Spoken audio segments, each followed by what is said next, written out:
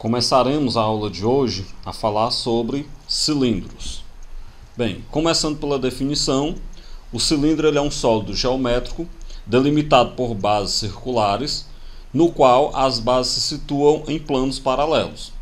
Então imagine aqui que você pegue dois planos paralelos.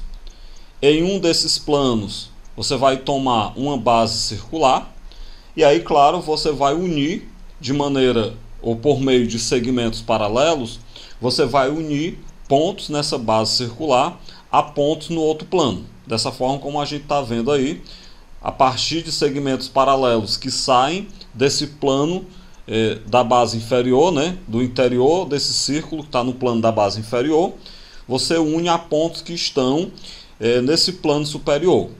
Quando a gente pegar todos esses pontos e unir, a gente vai formar um sólido, Como a gente pode observar aí na imagem, está se formando um sólido. E esse sólido que se formou, que é formado por bases circulares, é o que a gente denomina de cilindro. Então o conjunto de todos esses segmentos, todos os pontos formados por esse segmento, vai formar então um corpo redondo que eu chamo de cilindro. Observemos aqui que o cilindro ele não é um poliedro. Quando nós falamos de prisma, pirâmide e tronco de pirâmide, nós falamos de exemplos de poliedros. Eles possuíam faces planas. Agora que a gente começa a falar de cilindro, por exemplo, quando a gente vai falando de cilindro, cone, esfera, nós estamos falando de corpos que não possuem apenas faces planas. O cilindro, por exemplo, ele tem a face lateral que é redonda. Então, a partir de agora, que é a partir do estudo do cilindro, a gente deixa de falar de poliedro e nós vamos falar dos chamados corpos redondos. Bem, os objetos que aparecerão logo abaixo, todos eles têm a forma de um cilindro. A lata de tinta, por exemplo, tem o formato de um cilindro. Um copo, esse objeto aí metálico também tem o formato de um cilindro. O batom, por exemplo, o tubo do batom, digamos assim, em formato cilíndrico. Agora a gente vai falar dos principais elementos que formam um cilindro. Para isso, então, consideremos esse cilindro que apareceu aí do nosso lado esquerdo. Bem, todo cilindro ele possui dois tipos de faces. Quais são os dois tipos de face? Todo cilindro possui as bases, e é interessante lembrar que as bases de um cilindro elas são sempre círculos, certo? E que esses círculos têm que ser congruentes. O que isso quer dizer? Isso quer dizer que o círculo da base inferior tem que ter o mesmo raio do círculo da base superior para que eles sejam congruentes. As faces laterais de um cilindro são superfícies redondas, como a gente pode observar na imagem. E aí, claro, a superfície total do cilindro ela é a união da superfície lateral com a superfície das duas bases. Desse modo, então, para a gente calcular a área total de um cilindro, a gente vai ter que pegar a área da lateral e somar com a área das duas bases. Isso a gente vai falar um pouco mais na frente. Bem, a distância entre as duas bases, na verdade não é nem a distância entre as duas bases, vamos falar de maneira mais simples. Se eu tomar um segmento de reta que ligue as bordas das duas faces, segmento de reta esse que sejam paralelos um em relação ao outro, a medida desse segmento a gente vai chamar de geratriz do cilindro, certo? E a geratriz de um cilindro ela é representada pela letra G.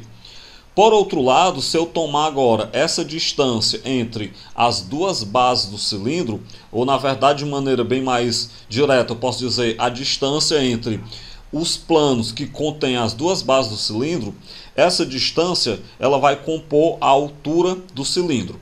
Então observemos que um cilindro ele possui uma geratriz e possui uma altura. Grande parte dos cilindros, a geratriz e a altura não vão coincidir, que são os cilindros oblíquos, a gente fala sobre isso daqui a pouco. Mas enfim, entendam que geratriz é diferente de altura. A altura de um cilindro é a distância entre os dois planos que contêm as duas bases.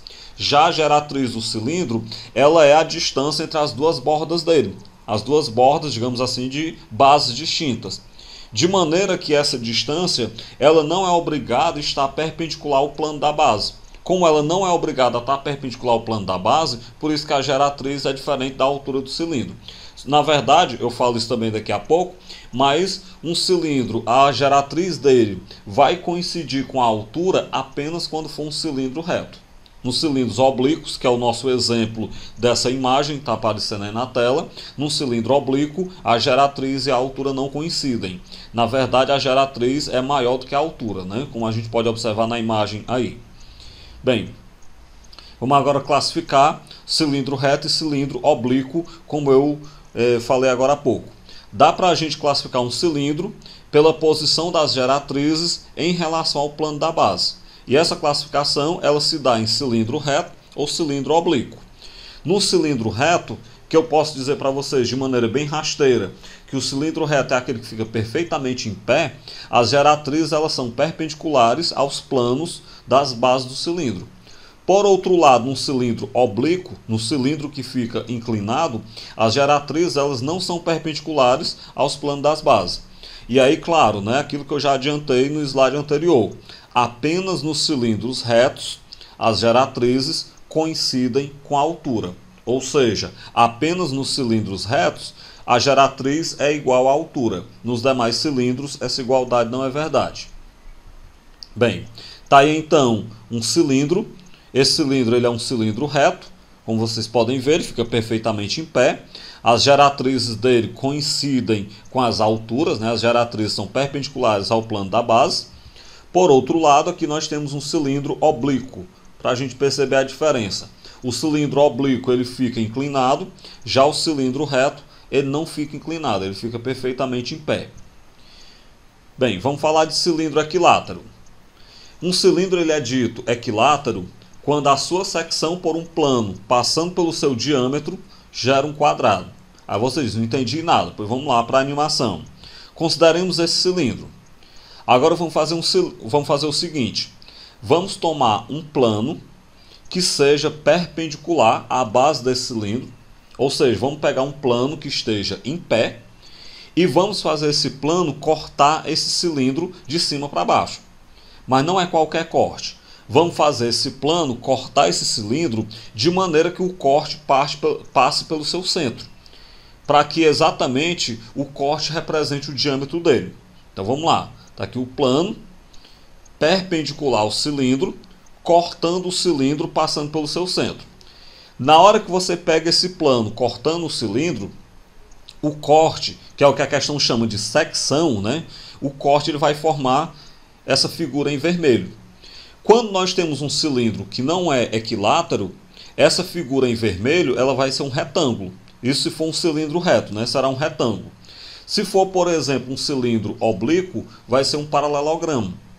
Agora, se a gente tiver um cilindro reto, quando esse corte formar um quadrado, aí sim, nós vamos ter o que se chama de cilindro equilátero. Então, o cilindro ele é equilátero quando o corte, por um plano perpendicular às suas bases, passando pelo centro das bases, gera um quadrado. O corte vai ser um quadrado. Bem, vamos considerar aqui a altura do cilindro.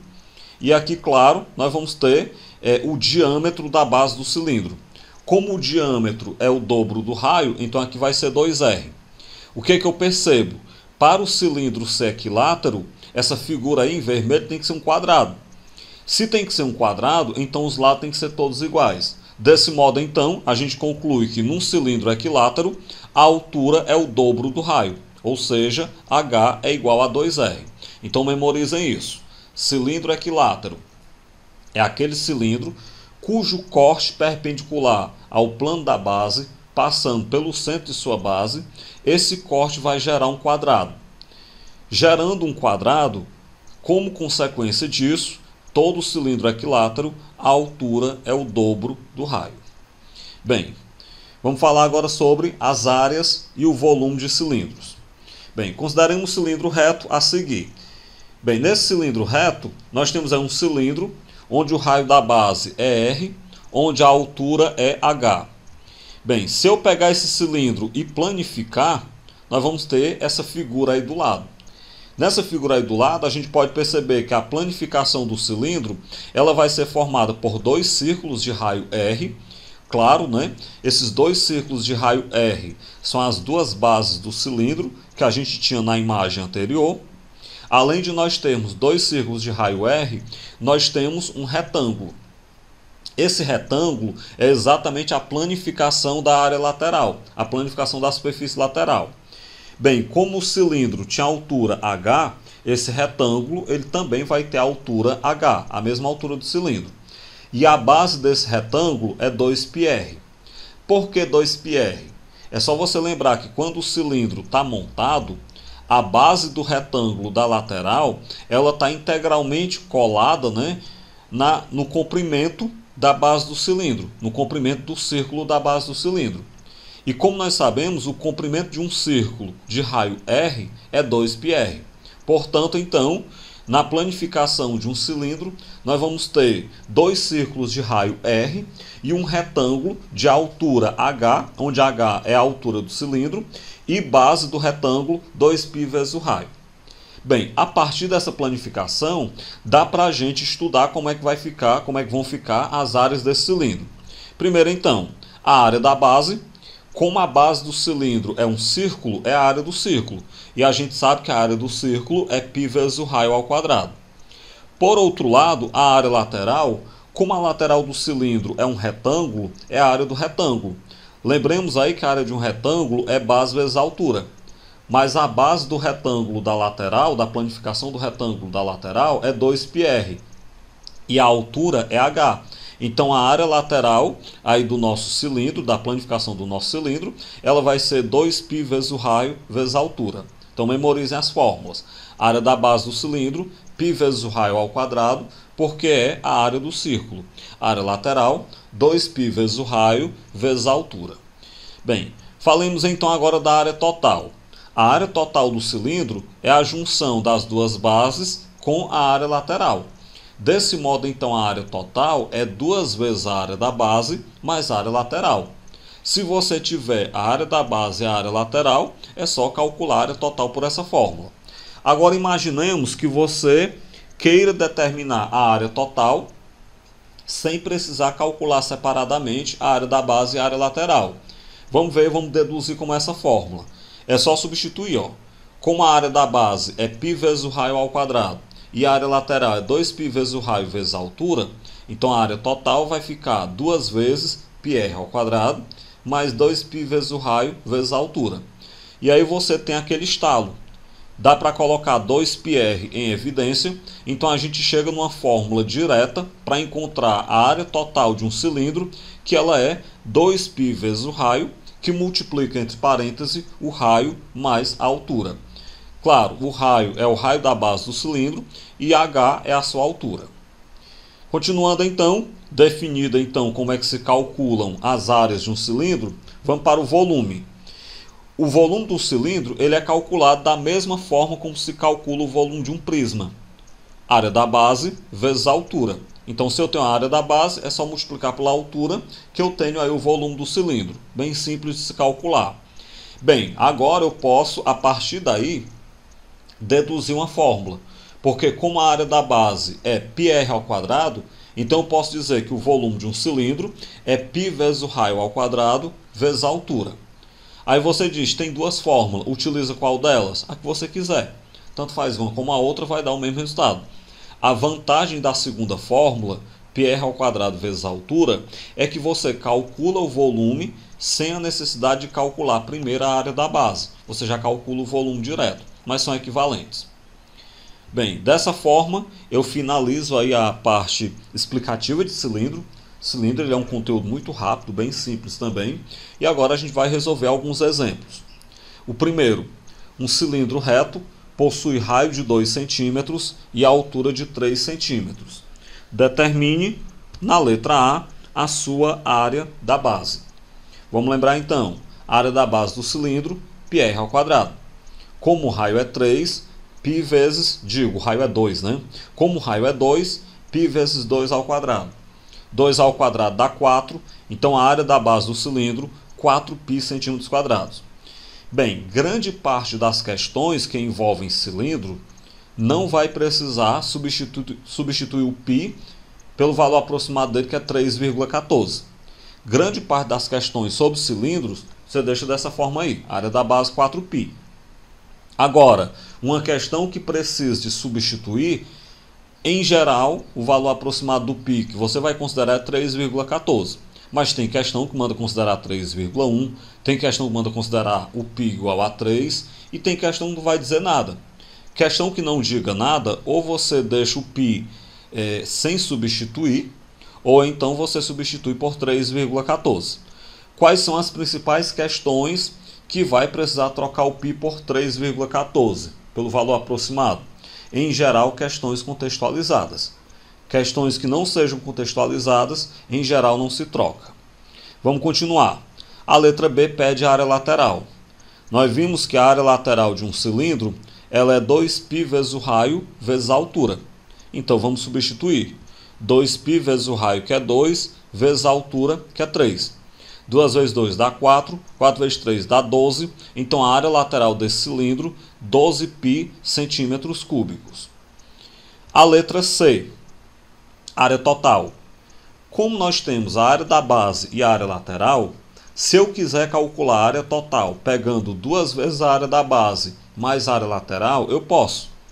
Mas se eu quiser treinar outra fórmula, vamos lembrar que a área total é 2π vezes o raio, que multiplica o raio mais a altura. Então a área total vai ficar 2π vezes o raio, que é 2, que multiplica, entre parênteses, 2 mais 3, ou seja, raio mais a altura. 2 mais 3 dá 5, 2 vezes 2 dá 4, então a área total dá 4π, que multiplica 5. 4 vezes 5 dá 20, portanto a área total 20π centímetros quadrados. Beleza, calculamos as áreas da base, lateral e total. A letra D pede o volume, também muito simples de a gente calcular. Vamos lembrar que o volume do cilindro é a área da base vezes a altura. Nós já temos a área da base, então se quiser fazer por essa fórmula, pode.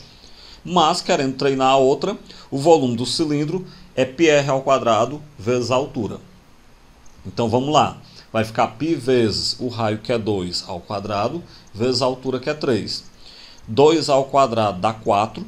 Então 4 vezes 3 dá 12. Logo o volume de um cilindro, 12π centímetros cúbicos. E aí o detalhe que a gente deve sempre lembrar. Se é área, tem que estar em quadrado, centímetro quadrado, metro quadrado, quilômetro quadrado, depende da unidade. Se é volume, tem que estar em cúbico, centímetro cúbico, volume, metro cúbico ou quilômetro cúbico. Também, claro, dependendo da unidade. Segundo exemplo, um cilindro reto, equilátero, possui diâmetro de 10 centímetros. Determine, na letra A sua área da base. Primeiro vamos lembrar que para eu calcular a área da base, eu vou precisar do raio. Como aí nós temos que o diâmetro é 10 centímetros, então nós sabemos que o raio ele é a metade do diâmetro. Desse modo, então, nós temos um cilindro onde o raio é de 5 centímetros. Se o raio é 5, a área da base, π vezes o raio ao quadrado, então vai ficar π vezes 5 ao quadrado.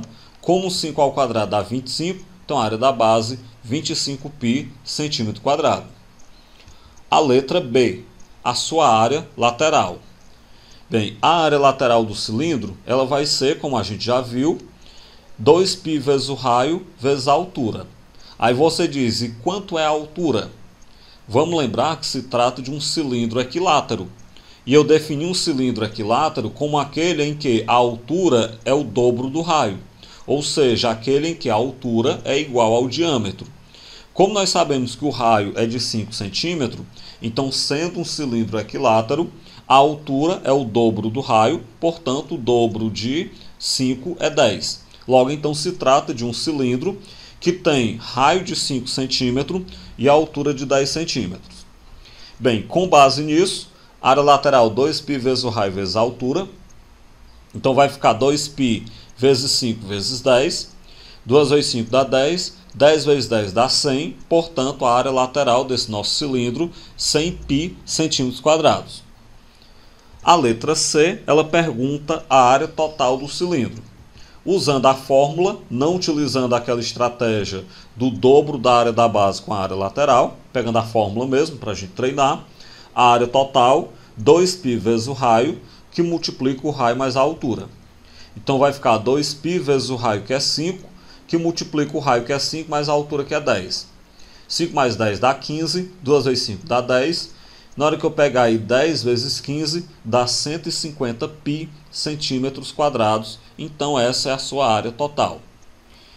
Letra D, o seu volume. O volume de um cilindro, como nós vimos, ele é π vezes o raio ao quadrado vezes a altura. Então vai ficar π vezes o raio, que é 5, ao quadrado, vezes a altura, que é 10. 5 ao quadrado dá 25. 25 vezes 10 dá 250 π centímetros cúbicos. Portanto, esse é o volume do cilindro que a questão estava pedindo. Terceiro exemplo, uma questãozinha aí da uva para a gente ver esse assunto aplicado em algum vestibular. Deseja-se construir uma caixa d'água em forma de cilindro reto de 1,6 metro de raio e cuja capacidade, lembre que capacidade é volume, seja de 20 mil litros. A altura do cilindro deve ser de aproximadamente quanto? Vamos lá então. Como um metro cúbico equivale a 1000 litros, o volume dessa caixa de 20 mil litros é, na verdade, um volume de 20 metros cúbicos. Então, se eu tenho volume, eu vou utilizar a fórmula do volume do cilindro. Esse cilindro que tem raio de 1,6 metro. Então, o volume do cilindro, π vezes o raio ao quadrado, vezes a altura. O volume eu sei que é 20. E aí, claro, né? Observem aquilo que eu falei. A questão não diz nada, mas é uma questão contextualizada. E você olha para as opções, não tem π repetido nas opções. Se não tem π repetido nas opções, então isso quer dizer que eu vou substituir o π por 3,14. Vezes o raio, que é 1,6 ao quadrado, vezes a altura. Vamos agora resolver. Primeiro a potência, então repetiu 20, repetiu 3,14, 1,6 ao quadrado dá 2,56. Se eu pegar 2,56 multiplicado por 3,14, dá 8,0384 vezes H, isso aqui é igual a 20.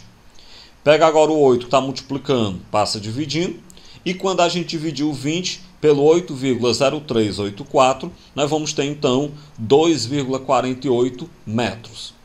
Bem, 2,48 metros, a questão falou em aproximadamente. Então isso na verdade é aproximadamente 2,50 metros. Então a resposta correta é a letra D.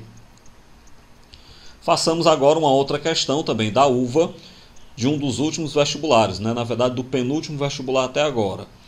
Uma definição do cilindro é a seguinte: sólido obtido pela translação de um segmento de reta, que é a geratriz, paralelamente a si mesmo, ao longo de uma curva, que eu vou chamar de C. Essa curva é a diretriz. Então, para você pegar e montar um cilindro, é só você pegar segmentos de reta que sejam paralelos a si mesmo. Esse segmento de reta paralelo vai ser o que eu chamo de geratriz do cilindro, de tal maneira que esses segmentos de reta paralelos, eles sigam uma curva que é a diretriz. Por exemplo, quando a diretriz é uma circunferência e a geratriz é um segmento perpendicular à diretriz, dizemos que é um cilindro circular reto. Vamos lá então.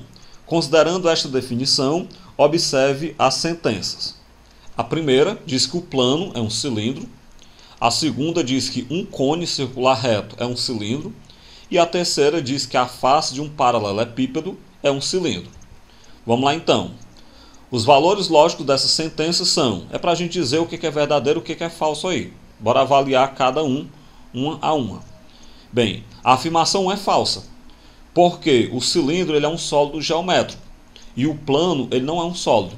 Logo então, um plano não pode ser considerado um cilindro. A afirmação 2, ela também é falsa. Por que ela também é falsa? Pois as geratrizes de um cone, elas não são paralelas a si mesmo. Quando a gente estiver falando de cone, a gente vai ver que as geratrizes de um cone, elas são, na verdade, concorrentes entre si. Então, dessa forma, um cone não é um cilindro. Bem, já a afirmação 3, ela é verdadeira. Por que a afirmação 3 é verdadeira? Pois, nesse caso, a diretriz, ela vai ser uma curva, que vai ser, na verdade, uma curva em forma de retângulo. E a geratriz, ela vai ser paralela às arestas laterais do paralelepípedo. Dessa forma, de maneira bem mais geral, por isso que a questão falou que uma definição poderia ser, né? De maneira geral, eu posso considerar como que o paralelepípedo seja um tipo de cilindro. Um tipo de cilindro onde a curva que vai formar a base não é um círculo. Bem, dessa forma, então, as duas primeiras são falsas, e a terceira é verdadeira, de forma que a resposta correta é a letra C. Com isso, então, a gente finaliza aqui a nossa explicação desse assunto. Como vocês puderam observar, cilindro é um assunto bem breve, né? Não tem tanto que se explanar dele. E em seguida a gente continua fazendo aí uma atividade de recapitulação desse assunto.